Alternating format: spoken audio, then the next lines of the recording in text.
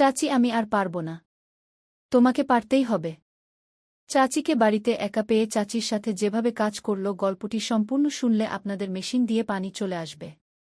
আপনারা হাতের কাজ করতে বাধ্য হবেন, তাই হাতের কাজ করার আগে হাতের কাছে অবশ্যই টিস্যু রাখবেন। আমার নাম অরুণ। আমি রাজস্থানের বাসিন্দা। এই ঘটনাটা কয়েক সপ্তাহ আগের। এটা আমার বন্ধুর জন্মদিনের দিন ঘটেছিল। আমার বন্ধুর নাম রবীন্দ্র। সে আমার সাথে বিশ্ববিদ্যালয়ে পড়ে। কিছুদিন আগেই আমাদের পরীক্ষা শেষ হয়েছিল। তাই আমার নিজের গ্রাম ফিরে যাওয়ার কথা ছিল। কিন্তু রবীন্দ্র আমাকে জানাল যে পরের দিন ওর জন্মদিন। তাই আমাকে রবীন্দ্রের জন্মদিনে থাকতে হল। রবীন্দ্র বলল, আজ তুই কলেজ থেকে সোজা আমার বাড়ি চলে আয়। কাল আমার জন্মদিনে আমার পরিবারের সাথে দেখা করে তারপর চলে যাস। আমি আমার বন্ধু রবীন্দ্রকে না করতে পারলাম না। আমি একটু নরম মনের মানুষ। ওকে নিরাশ করতে পারলাম না। সন্ধ্যা ৬ আমি আমার হোস্টেল থেকে জিনিসপত্র গুছিয়ে নিলাম। তারপর রবীন্দ্রের বাইকে চেপে ওর বাড়ি পৌঁছে গেলাম। রবীন্দ্র ওর বাড়ির বেল বাজাল। তখন একজন সুন্দরী মহিলা দরজা খুললেন। ওনার বয়স সম্ভবত ৩৮ বছর হবে। রবীন্দ্র সঙ্গে সঙ্গে বলল, অরুণ, ইনি আমার চাচি। তারপর ওর চাচিকে বলল, মা, এ হল অরুণ, আমার খুব কাছের বন্ধু। রবীন্দ্রের চাচি বললেন, হ্যাঁ, রবীন্দ্র বলেছিল। এসো অরুণ, ভেতরে এসো। আমি তোমাদের দুজনের জন্য জুস আনছি গু। বন্ধুরা, রবীন্দ্রের চাচির নাম রিনা। আমি পরে জানতে পারলাম যে রবীন্দ্রের বাবা মারা গেছেন। তিনি অনেক বছর আগেই গত হয়েছেন। রিনা চাচির বয়স ছিল ৩৮ বছর। কিন্তু ওনাকে কোনোভাবেই ৩৮ বছরের মনে হচ্ছিল না। রিনা চাচি খুব সুন্দরী আর তরুণী দেখতে ছিলেন। ওনার আকর্ষণ দেখার মতো ছিল। কিছুক্ষণ পর রিনা চাচি জুস নিয়ে এলেন। উনি আমার পাশে বসলেন আর আমার সম্পর্কে প্রশ্ন করতে লাগলেন। যখন রিনা চাচি আমার সাথে কথা বলছিলেন আমার একটু লজ্জা লাগছিল। কারণ আমি স্বভাবগতভাবে একটু লাজুক।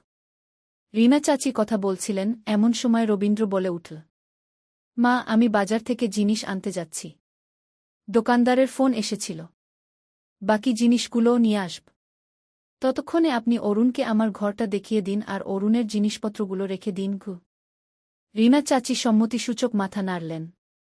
তারপর রবীন্দ্র জিনিস আনতে চলে গেল। রবীন্দ্রের বাড়িতে রবীন্দ্র, ওর চাচি আর ওর বোন থাকে। রিনা চাচি জানালেন যে রবীন্দ্রের বোনের নাম প্রিয়া। প্রিয়া চণ্ডীগড়ে সরকারি চাকরি করে। ও ওখানেই থাকে আর শনিবার করে বাড়ি আসে। এই কথাগুলো বলতে বলতে রিনা চাচি বললেন, অরুণ, তোমার আঙ্কেল চলে যাওয়ার পর আমরা খুব একা হয়ে গেছি। ওরা দুজন বাইরে থাকায় আমার মন টেকে না। বাড়িটা ফাঁকা ফাঁকা লাগে গু। তখন আমি বললাম, কোনো ব্যাপার না রিনা চাচি, কিছুদিন পর রবীন্দ্রের বিয়ে দিয়ে দিন। যখন বোমা আসবে তখন আপনার মনও বসবে আর পরিবারও পূর্ণ হবে গু। এটা শুনে রিনা চাচি বললেন, অরুণ, তোমার আঙ্কেলের অভাবটা সবসময় অনুভব করি। এখন আমার বয়স ৩৮ বছর। বাকি জীবনটা কিভাবে কাটবে? আমি রিনা চাচির চোখের দিকে তাকালাম। ওনার চোখে গভীর বিষণ্ণতা ছিল। একজন জীবনসঙ্গীকে হারানোর কষ্ট স্পষ্ট দেখা যাচ্ছিল। আমি কথাটা হালকা করার জন্য বললাম, কোনো ব্যাপার না রিনা চাচি, যেমন ৩৮ বছর কেটে গেছে তেমনিই বাকিটাও কেটে যাবে। আচ্ছা চাচি, আপনি আমাকে রবীন্দ্রের ঘরটা দেখিয়ে দিন যাতে আমি আমার জিনিস রাখতে পারি। আর আমাকে ফ্রেশও হতে হবে। বাথরুমটাও বলে দিন কোথায় গু। রিনা চাচি আমাকে রবীন্দ্রের ঘরে নিয়ে গেলেন। আমি আমার ব্যাগটা সেখানে রাখলাম। এরপর রিনা চাচি বললেন, অরুণ, আমার ঘরের বাথরুমটা ব্যবহার করে নাও। রবির বাথরুমে এখন জল আসছে না গি। রিনা চাচি আমার জন্য টবে জল ভরে দিলেন। আমি আমার জামাকাপড় নিয়ে বাথরুমে চলে গেলাম। আমি স্নান করছিলাম, এমতাবস্থায় রিনা চাচি বাইরে থেকে আওয়াজ দিলেন, অরুণ, তাড়াতাড়ি নীল বোতামটা টিপে দে। ট্যাঙ্ক ভরে গেছে গু। আমি সেখানে কোনো নীল বোতাম দেখতে পেলাম না। আমি বললাম, রিনা চাচি, আমি জানি না কোথায় আছে গু। রিনা চাচি বললেন, অরুণ, তাড়াতাড়ি দরজা খোল। পাশের বাড়ির রাজেশ আঙ্কেলের বাড়িতে জল চলে যাচ্ছে গি। আমি তাড়াতাড়ি তোয়ালে জড়িয়ে দরজা খুলে দিলাম। রিনা চাচি ভেতরে এলেন আর কোণের দিকে একটা বোতাম টিপলেন। এতে জলের স্রোত বন্ধ হয়ে গেল। তারপর রিনা চাচি আমার দিকে তাকালেন আর বললেন, অরুণ, তুমি কি জিমটিম করো? আমি হালকা হেসে জবাব দিলাম, হ্যাঁ রিনা চাচি, আগে করতাম। এখন পড়াশোনার জন্য ছেড়ে দিয়েছি গু। রিনা চাচি হাসলেন। ওনার হাসিতে কেমন যেন একটা অদ্ভুত অস্বস্তি ছিল। রিনা চাচি বললেন, তাড়াতাড়ি তৈরি হয়ে নে অরুণ। আমি ততক্ষণে রাতের খাবার বানিয়ে নিচ্ছি গু। আমি লজ্জা পেয়ে দরজা বন্ধ করলাম আর স্নান সেরে তাড়াতাড়ি তৈরি হয়ে গেলাম। যখন আমি বাইরে এলাম তখন পাশের ঘর থেকে খাবারের সুগন্ধ আসছিল। কড়ি পকোড়া আর জিরা রাইসের গন্ধ ছিল। আমি দেখলাম রিনা চাচি রান্নাঘরে ট্রে বের করছেন। আমি এগিয়ে গিয়ে বললাম, রিনা চাচি, আমি কি কিছু সাহায্য করব? রিনা চাচি আমার দিকে তাকালেন। তারপর হেসে বললেন, অরুণ, তুমি অতিথি আর আমাদের এখানে অতিথিকে ভগবান মনে করা হয় কি? রিনা চাচির কথাগুলো আমার মন ছুঁয়ে গেল। আমি কিছু বললাম না আর চুপচাপ একটা চেয়ারে বসে পড়লাম। কিছুক্ষণ পর রিনা চাচি আমার পাশে এসে বসলেন। তিনি আমার সাথে কথা বলতে লাগলেন। রবীন্দ্র তখনও বাজার থেকে ফেরেনি। আমরা দুজন ধীরে ধীরে কথায় মগ্ন হয়ে গেলাম। রিনা চাচি জানালেন কিভাবে তিনি তার স্বামীকে হারানোর পর বাড়ি আর সন্তানদের দায়িত্ব সামলেছেন। রিনা চাচির কথাগুলো এত সত্যি ছিল যে মনে হচ্ছিল তিনি আমার মনের কথা বলছেন। রিনা চাচি বললেন, কখনো কখনো মনে হয় জীবনটা আবার নতুন করে শুরু করতে পারি। কিন্তু দুনিয়া সবকিছু থামিয়ে দেয়। একজন একা মহিলার জীবন কি শুধু ত্যাগ আর কষ্টের জন্য? আমি রিনা চাচির চোখের দিকে তাকালাম। তিনি আমার চোখে কিছু খুঁজছিলেন। হয়তো সহানুভূতি বা একাকিত্বের আশ্রয়। আমি ধীরে ধীরে বললাম, রিনা চাচি, আপনার কথা একদম ঠিক। কিন্তু একজন মানুষের আনন্দ, তার একাকিত্ব আর জীবনের প্রয়োজন, এই সব কিছুও খুব জরুরি। রিনা চাচি, আপনি চাইলে আপনার জীবন আবার শুরু করতে পারেন। কেউ আপনাকে আটকাতে পারবে না। শুধু আপনি নিজে এই সিদ্ধান্তটা নিন। রিনা চাচি কিছুক্ষণ চুপ রইলেন। তারপর আমার দিকে তাকিয়ে বললেন, যদি অরুণ সবাই তোমার মতো ভাবত। রিনা চাচির গলাটা দুঃখে ভরে গিয়েছিল। আমি অনুভব করলাম যে এটা একজন মহিলার ডাক, যা শোনার মতো আর কেউ ছিল না। তারপর রিনা চাচি রান্নাঘরে চলে গেলেন আর আমি সেখানেই বিছানায় বসে ফোন ঘাঁটতে লাগলাম। তারপর প্রায় রাত 7টার দিকে গেটের বেল বাজল। আমি দরজা খুললাম তো রবীন্দ্র ছিল। তার হাতে একটা বড় বাক্স ছিল আর অন্য হাতে কিছু জিনিসপত্র ছিল। দরজা খুলতেই রবীন্দ্র হেসে বলল, অরুণ, দেখ, তোর ভাই কিছু বলেনি। সব জিনিস তোর পছন্দের আর তোর প্রিয় রসগোল্লাও এনেছি। আমি জোরে হেসে ফেললাম আর বললাম, সাবাস, পুরো বাজার নিয়ে এসেছিস। রিনা চাচি রান্নাঘর থেকে বেরিয়ে এলেন আর বললেন, আরও এসে গেছে আমার ছেলে। রবীন্দ্র হেসে বলল, মা, আজ তোমার ছেলের বিশেষ দিন। আর তুমি আমার সবচেয়ে বিশেষ অতিথি। রিনা চাচি ভালোবেসে রবীন্দ্রের চুলগুলো এলোমেলো করে দিলেন। তারপর আমরা সবাই সাজানোর কাজে লেগে পড়লাম। আমরা ডাইনিং টেবিলটা একটু সরালাম। লবির মাঝখানে জায়গা করলাম। তার উপর লাল রঙের কাপড় পাতলাম। মোমবাতি জ্বালানো হলো। সেখানে একটা বড় কেক রাখা হলো। আমি ফোনে গান চালিয়ে দিলাম। এমন একটা পরিবেশ তৈরি হয়ে গিয়েছিল যা ছোট কিন্তু আন্তরিকতায় ভরা ছিল। কিছুক্ষণ পর রিনা চাচি একটা থানায় প্রদীপ আর মিষ্টি নিয়ে এলেন। তার চোখে এক অদ্ভুত আনন্দ ছিল। আনন্দ আর আবেগের মিশ্রণ ছিল। এরপর রবীন্দ্র মোমবাতি নেভাল। আমরা দুজনে মিলে জোর গলায় গান গাইলাম। রবীন্দ্র হাত জোর করে আমাদের ধন্যবাদ জানাল। তারপর সে কেক কাটল। কেকের প্রথম টুকরোটা রবীন্দ্র তার চাচির দিকে এগিয়ে দিল। চাচি, এটি আপনার জন্য। রিনা চাচি ভালোবেসে কেক খেলেন। তারপর রবিকেও কেক খাইয়ে দিলেন আর ভালোবেসে রবির গালে একটু কেক মাখিয়ে দিলেন। রবীন্দ্র জোরে হেসে বলল, মা, এটা কি করছ? বাচ্চাদের মতো করো না। রিনা চাচি হাসলেন। কি হয়েছে? তুই তো আমার ছোট বাচ্চাই আছিস। তারপর রবীন্দ্র দ্বিতীয় কেকের টুকরোটা আমার দিকে এগিয়ে দিল। বলল, এবার তোর পালা। অরুণ, তুই আমার ভাই। আমি হাসতে হাসতে কেক খেলাম। তখনই রিনা চাচি আমাকেও ছাড়লেন না। তিনি আস্তে করে আমার গালে কেক মাখিয়ে দিলেন আর বললেন, অরুণ, এবার তুইও আমাদের পরিবারের অংশ। সেই সময় আমার মনে হলো যেন আমার ভেতরটা কিছুতে ভরে উঠল। শুধু আনন্দ নয়, বরং একটা আপনত্বের অনুভূতি আমার গভীরে নেমে যাচ্ছিল। কিছুক্ষণ পর আমরা সবাই বসে খাবার খেলাম। রিনা চাচি কড়ি আর জিরা রাইস বানিয়েছিলেন। খাবারটা এত সুস্বাদু ছিল যে আমার মায়ের কথা মনে পড়ে গেল। আমি খেতে খেতে বললাম, রিনা চাচি, আপনার রান্না আমার মায়ের কথা মনে করিয়ে দিল। রিনা চাচি হালকা হেসে বললেন, অরুণ, এখন এটাও তোর বাড়ি। যখন ইচ্ছে হবে চলে আসবি। খাবার পর রবীন্দ্র আর আমি নিজেদের থালাগুলো তুলে রান্নাঘরে রেখে দিলাম। তারপর রবীন্দ্র বলল, অরুণ চল এবার গেম খেলি। রিনা চাচি হাসলেন আর বললেন, গেম খেলো, কিন্তু বেশি রাত পর্যন্ত জেগে থেকো না। কাল সকালে অরুণকে নিজের বাড়িতেও যেতে হবে। আমি বললাম, এখন তো মনে হচ্ছে যেন কোথাও যাওয়ার ইচ্ছে নেই। রিনা চাচি কিছু বললেন না, শুধু আমার দিকে তাকালেন। তার চোখে এক অদ্ভুত একাকিত্ব ছিল, যেন তিনি কিছু বলতে চান কিন্তু বলতে পারছেন না। সেই রাতে যখন সবাই শুতে চলে গেল, আমি বিছানায় শুয়েছিলাম। রবীন্দ্র গভীর ঘুমেছিল। তার নাক ডাকার হালকা আওয়াজ ঘরে প্রতিধ্বনিত হচ্ছিল। কিন্তু আমার ঘুম আসছিল না। হয়তো ঘরের পরিবেশ শান্ত ছিল বা কিছু যেন বদলে গিয়েছিল। আমি বারবার পাশ ফিরছিলাম। তারপর বালিশটা ঠিক করলাম, কম্বলটা টানলাম, একবার চোখ বন্ধ করে গভীর শ্বাসও নিলাম। কিন্তু ঘুম অনেক দূরে ছিল। কিছুক্ষণ পর যখন অস্বস্তি বাড়ল, আমি ফোনটা তুলে রিলস দেখতে লাগলাম। ঘরে হালকা অন্ধকার ছিল। আমি রবিকে না জাগিয়ে আস্তে করে বিছানা থেকে নামলাম। ফোনের লাইট অন করলাম আর ধীর পায়ে রান্নাঘরের দিকে এগোলাম। বাড়িটা একদম শান্ত ছিল, যেন দেওয়ালগুলো গভীর ঘুমে আচ্ছন্ন। রান্নাঘরে পৌঁছে আমি একটা জগ তুললাম আর ধীরে ধীরে জল খেলাম। জল খেয়ে শরীরে একটা সতেজ ভাব এল। তেষ্টা মেটায় একটু ভালো লাগল।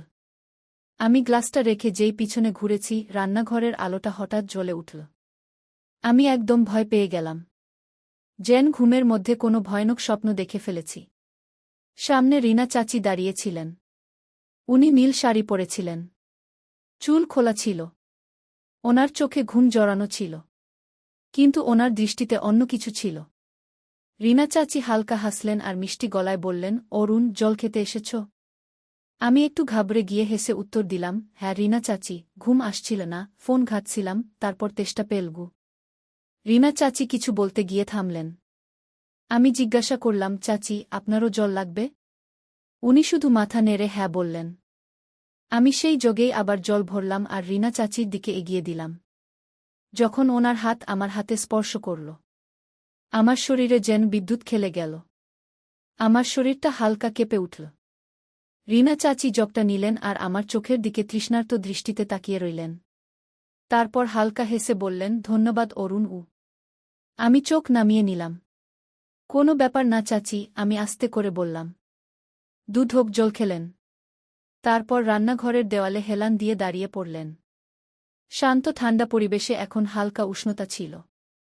রিনা চাচি ধীরে গলায় বললেন, অরুণ কখনো কখনো এই একলা রাতগুলো খুব লম্বা মনে হয়, তাই না? আমি ওনার চোখের দিকে তাকালাম। ওনার চোখে একাকিত্ব স্পষ্ট দেখা যাচ্ছিল, যেন উনি কিছু বলছেন আবার কিছু লুকাচ্ছেন। আমি বললাম, হ্যাঁ রিনা চাচি, কিছু একলা রাত ঘুমিয়ে আসতে দেয় না গে। উনি হালকা হাসলেন। আমি ভাবলাম এবার ঘরে ফিরে যাই। আমি ধীরে ধীরে পিছনে ঘুরলাম আর নিজের ঘরের দিকে এগোতে যাচ্ছিলাম। তখনই পিছন থেকে রিনা চাচির গলা ভেসে এল, অরুণ দাঁড়াও। আমি একদম থেমে গেলাম। পিছনে ঘুরে তাকালাম। রিনা চাচি আমার দিকে অদ্ভুত দৃষ্টিতে তাকিয়েছিলেন আর বললেন, তোমারও তো ঘুম আসছে না গি? আমারও না গি। চলো আমার ঘরে কিছুক্ষণ গল্প করি গি, হয়তো তোমারও ঘুম চলে আসবে গি। রিনা চাচির গলায় কোনো দ্বিধা ছিল না। আমি হালকা হেসে বললাম, ঠিক আছে চাচি। রিনা চাচি জগটা ফ্রিজে রাখলেন। তারপর রান্নাঘর থেকে বেরিয়ে গেলেন। আমি ওনার পিছনে পিছনে চললাম। রিনা চাচির ঘরটা বাড়ির অন্যদিকে ছিল। ঘরটা পরিষ্কার পরিচ্ছন্ন ছিল।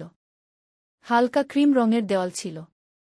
জানলা দিয়ে চাঁদের আলো আসছিল, যা ঘরটাকে আরও বিশেষ করে তুলেছিল। রিনা চাচি বিছানার এক কোণে বসলেন আর মিষ্টি হেসে আমার দিকে তাকালেন। বললেন, এসো অরুণ, তুমিও বসো গু। আমি আরামে ওনার পাশে বসলাম। ঘরে একটা শান্তিদায়ক অনুভূতি ছিল, যা হয়তো আমার নিজের বাড়িতেও পাওয়া যায় না। রিনা চাচি আমার দিকে তাকিয়ে বললেন, অরুণ কোনো ভালো মুভি থাকলে চালাও তো গু। যতক্ষণ ঘুম না আসে আমার মনটা লেগে থাকবে গু। আমি ফোন বের করে বললাম, রিনা চাচি একটা খুব ভালো মুভি আছে গু। একটু রোমান্টিক, একটু ড্রামা, কিন্তু গল্পটা দারুণ গু। দেখবেন? রিনা চাচি হাসলেন। তোমার পছন্দ যখন, ভালোই হবে। চালাও। আমি ফোনটা ঘোরালাম। মুভিটা চালিয়ে ফোনটা আমাদের মাঝে রাখলাম। আমরা দুজনেই বিছানায় বসে মুভি দেখতে লাগলাম। মাঝে মাঝে যখন কোনো ইমোশনাল সিন আসত, আমি রিনা চাচির চোখের দিকে মন দিয়ে দেখতাম। উনি চুপচাপ মুভি দেখছিলেন, কিন্তু ওনার চোখে কিছু একটা চলছিল। আমি এবার ওনার একটু কাছে সরে এসেছিলাম। আমাদের কাঁধ দুটো প্রায় ছুঁই ছুঁই করছিল, কিন্তু মাঝের বাতাসে এখন জড়তা কম ছিল। রিনা চাচি ওনার শাড়ির আঁচলটা সামলে নিয়ে বললেন, অরুণ, মাঝে মাঝে নিজের গলার আওয়াজেই ভয় লাগে গু। অনেক সময় হয়ে গেল গু, কারো সাথে ভালো করে কথা বলিনি, যেন মনের ভাষাটাই ভুলে গেছি উ। আমি আস্তে করে বললাম, মনের ভাষা কেউ ভুলে না চাচি উ, শুধু শোনার আর বোঝার মতো একজন লোক চাই উ। এটা শুনে রিনা চাচি কিছুক্ষণ চুপ করে গেলেন। ওনার মুখে হালকা হাসি ছিল, হয়তো এই ভেবে যে কেউ ওনার কথা বুঝতে পেরেছে। বাইরে ঠান্ডা হাওয়া বইতে শুরু করেছিল। জানলার একটা কোণ হালকা কাঁপছিল। ঘরে ঠান্ডা হাওয়া ঢুকছিল। রিনা চাচি জানলা বন্ধ করে বললেন, ঠান্ডা খুব বেড়ে গেছে অরুণ গু। উনি পাশে রাখা কম্বলটা তুলে গায়ে জড়িয়ে নিলেন। রিনা চাচি আমার দিকে তাকিয়ে জিজ্ঞেস করলেন, অরুণ, তোমার ঠান্ডা লাগছে না তো? আমি বললাম, না চাচি গু। তখন রিনা চাচি কম্বলটা আমার দিকে বাড়িয়ে দিয়ে বললেন, চুপচাপ নাও, খুব কথা বলো গু। আমরা দুজনেই হেসে ফেললাম। এখন আমরা দুজনেই এক কম্বলের নিচে ছিলাম, কিন্তু আমাদের মধ্যে একটা বোঝাপড়ার দূরত্ব ছিল। রিনা চাচির গলার স্বর হালকা হয়ে গিয়েছিল। মাঝে মাঝে মনে হয় যেন আমি নিজের থেকে পালাচ্ছি গু। তোমাকে দেখে পুরনো স্মৃতিগুলো তাজা হয়ে যায় উ। কাউকে নিজের মতো মনে হয় গি। আমি রিনা চাচির দিকে তাকালাম। ওনার চোখে জল ছিল। আমি আস্তে করে জিজ্ঞেস করলাম, রিনা চাচি, আপনি কি কখনো কাউকে এত ভালোবেসেছেন যে নিজেকে হারিয়ে ফেলেছেন? রিনা চাচি কিছুক্ষণ চুপ রইলেন। তারপর উনি মাথা নিচু করে বললেন, অরুণ, অনেক আগে, কিন্তু তখন বয়স খুব কম ছিল উ। এখন আমাকে বোঝার মতো কেউ নেই গি। অরুণ, আমি যদি তোমাকে কিছু বলি, তুমি কি শুধু শুনবে? কোনো অজুহাত না দেখিয়ে গি। আমি ওনার চোখের দিকে তাকিয়ে বললাম, রিনা চাচি, আমি আপনার কথাই শুনতে এসেছি উ। রিনা চাচি আমার কথা শুনে চুপ করে রইলেন। ওনার মুখে একই সাথে অনেকগুলো ভাব ফুটে উঠল। লজ্জা, কিন্তু তারপরেই সাহস। রিনা চাচি একটা লম্বা শ্বাস নিলেন আর বলতে শুরু করলেন, অরুণ, আমার স্বামী রমেশ খুব ভালো মানুষ ছিলেন গু। কিন্তু জীবন ওনার সাথেও কঠোর ছিল উ। উনি প্রায়ই বাইরে থাকতেন, কাজে ব্যস্ত উ। আমি একাকিত্ব অনুভব করতে শুরু করলাম ঘ। বিয়ের পর মনে হতে লাগল আমি যেন শুধু বাড়ির কাজের লোক হয়ে গেছি উ। তারপর একদিন কেউ আমাকে অনুভব করাল গু। কেউ আমাকে ভালোবাসার দৃষ্টিতে দেখল গু। সেই দৃষ্টিতে ভালোবাসা আর সম্মান ছিল উ। হয়তো একটু মায়াও উ। সেই ব্যক্তি আমার কাছে কিছুই চায়নি গি। শুধু মিষ্টি মিষ্টি কথা বলেছে গি। সেই কথাগুলো আমার জন্য সারা জীবনের শান্তি ছিল, যা আমি এখন ভুলে গিয়েছিলাম গু। সেই অনুভূতি যে আমিও কেউ ঘ। কিন্তু এই সব কিছু রমেশের থেকে লুকিয়েছিল গু। এইটুকু বলে রিনা চাচি চুপ করে গেলেন। আমি আস্তে করে জিজ্ঞেস করলাম, তারপর কি হল চাচি? রিনা চাচি আমার দিকে ভালো করে তাকিয়ে বললেন, অরুণ, একদিন সব বরবাদ হয়ে গেল উ। কেউ আমাদের দেখা করতে দেখে ফেলেছিল আর রমেশকে সব বলে দিয়েছিল উ। আমি কোনো ভুল করিনি অরুণ গু। শুধু একটা টান ছিল উ। কিন্তু একজন মহিলার টানও কি অপরাধ? আমি রিনা চাচিকে কিছুই বলতে পারলাম না। রিনা চাচি বললেন, সেই ব্যক্তি চলে গেল গু। রমেশ আমার সাথে অনেক দিন কথা বলেননি গি। তারপর যখন বললেন, শুধু এইটুকুই বললেন, রিনা, এবার যা করার বাড়ির ভেতরে করবে, বাইরে নয়। তারপর থেকে রমেশ আমার সাথে কোনো কথা বলেননি গি। আমি ভেতরে ভেতরে গুমরে মরতে থাকলাম ঘ। আমি রমেশের সাথে কথা বলার অনেক চেষ্টা করেছি উ। আমি চাইতাম ওনাকে সব বলতে যে আমি কোনো ভুল করিনি গি। শুধু একটা একাকিত্ব ছিল আর সেই একাকিত্বে কারোর কথা আমাকে বাঁচার আশা দিয়েছিল উ। মনের একটা কোণ যা খালি ছিল সেটা ভরে থাকত উ। কিন্তু রমেশ কখনো আমার চোখের দিকে তাকাননি গি। আমি প্রতিদিন ওনার আসার অপেক্ষা করতাম গি। ওনার পাশে বসতাম এই আশায় যে হয়তো আজ উনি আমাকে কিছু জিজ্ঞেস করবেন গু। কিন্তু উনি সবসময় চুপ থাকতেন ঘ। বন্ধুরা, এই ছিল আমাদের ছোট্ট গল্প। যদি আপনাদের এই গল্পটা ভালো লেগে থাকে, তাহলে লাইক করুন আর বন্ধুদের সাথে শেয়ার করুন। ভবিষ্যতেও এমন রোমাঞ্চকর গল্পের জন্য আমাদের চ্যানেল অবশ্যই সাবস্ক্রাইব করুন। ধন্যবাদ।